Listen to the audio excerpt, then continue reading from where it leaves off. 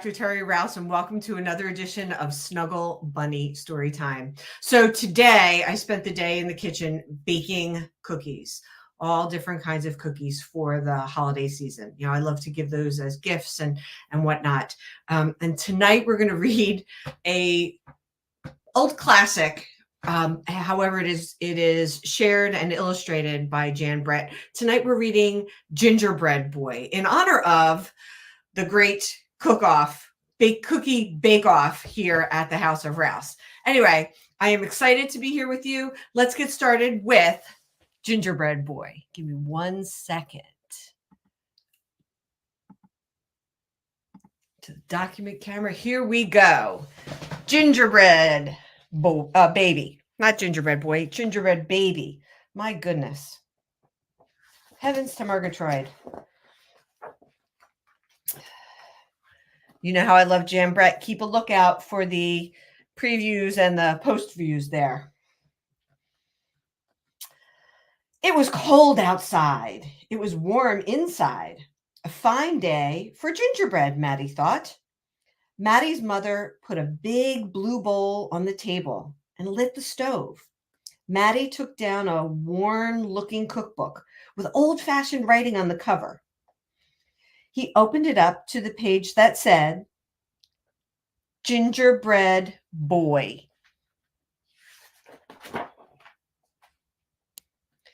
They measured and mixed. Matti rolled the dough into the shape of a gingerbread boy and then popped him in the oven. Bake a full 8 minutes, no more, no less. Do not peek, the recipe read. Matti listened to the clock. Tick, tock, tick. Minute, 1 minute, 2 minutes, 3, 4, 5. Matti couldn't wait any longer. She opened the oven door to take a peek. Instead of a gingerbread boy, out jumped a gingerbread baby. He pranced around the big blue bowl. I am the gingerbread baby, fresh from the pan. If you want me, catch me if you can.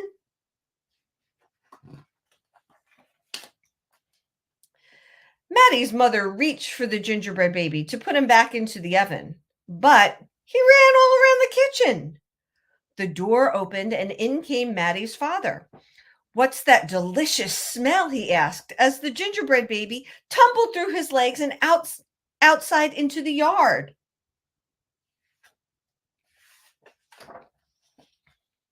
He ran past the tabby cat.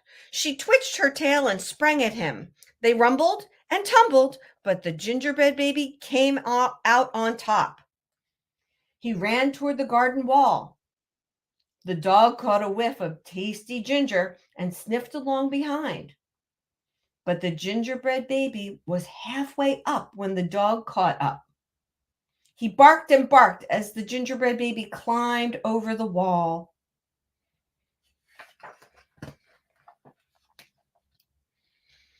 Matti was still inside.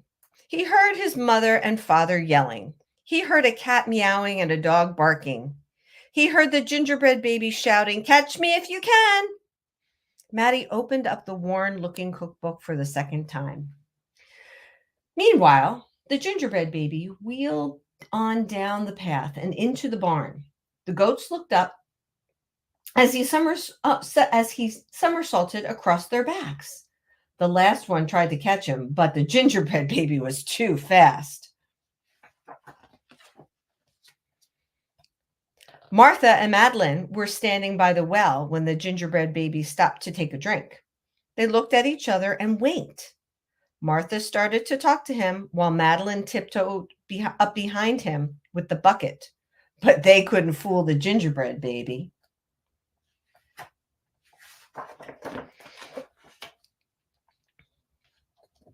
He took a braid from Martha and a braid from Madeline and tied them in a knot and ran down the road. Back in the house, Matti stirred, mixed, and rolled the dough.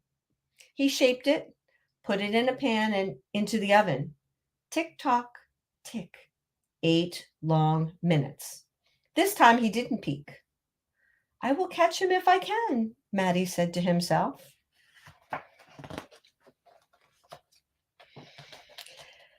As he was bouncing along, the gingerbread baby saw a farm wagon just ahead. He jumped in and settled down for the ride next to a mama pig. The smell of gingerbread was too much for her. She tossed him high in the air, closed her eyes, and opened her mouth. But the gingerbread baby twisted in the air and came down hard on her porky snout. I'm the gingerbread baby, too quick for the mother and the father, too fast for the cat, the dog, the goats, too clever for Martha and Madeline, too smart for the mama pig. Who's left? Catch me if you can.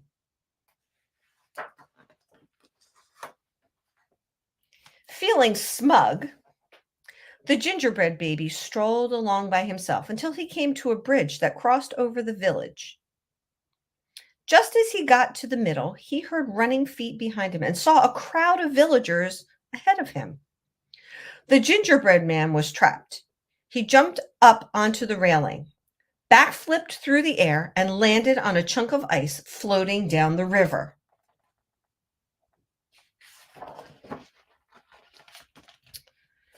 The ice bobbed along, with the gingerbread baby dancing on top and singing in a loud voice, "Look at me, and what do you see? The best gingerbread baby ever," until his feet got cold and he jumped ashore.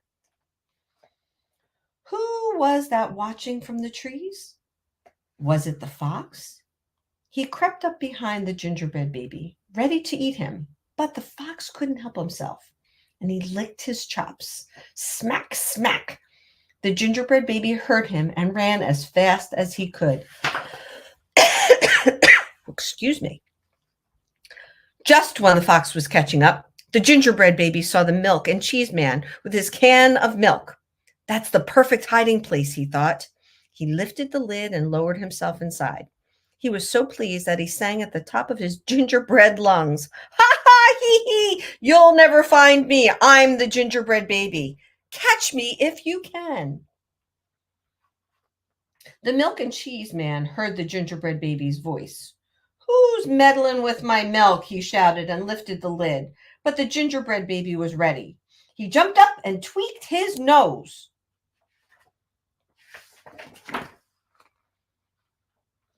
Now the milk and cheese man, the fox, the villagers, the mama pig, Martha and Madeline, the bleating goats, the barking dog, the meowing cat, the father, and the mother were all after the gingerbread baby and getting closer.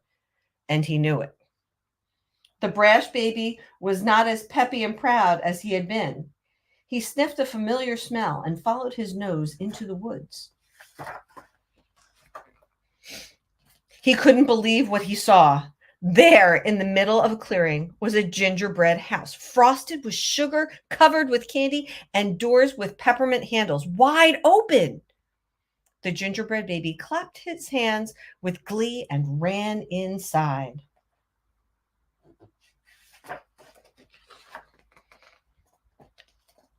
In a tick-tock tick, everyone arrived in the clearing, but all they found were a few bits of frosting, a peppermint candy, and some crumbs.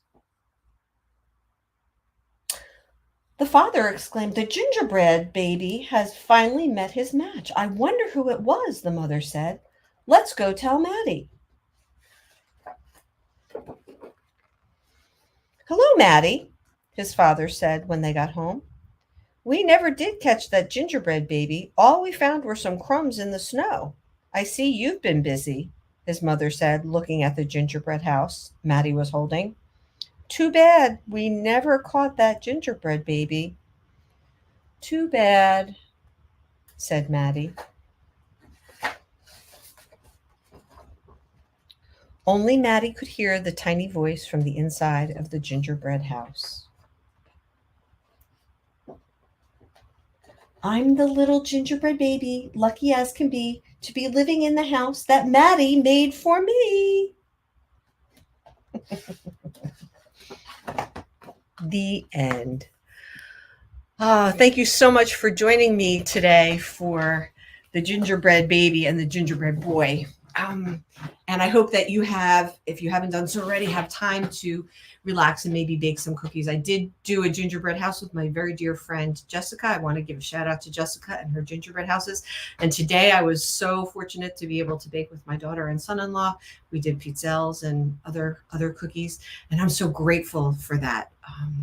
Anyway, I hope that you guys have enjoyed another night of the 12 nights of books for the holiday season.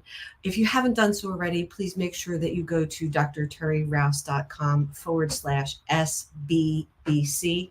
Use promo code SBBC23 so that you can get your discounted special holiday discount rate for your Snuggle Bunny Book Club subscription. I urge you to do that.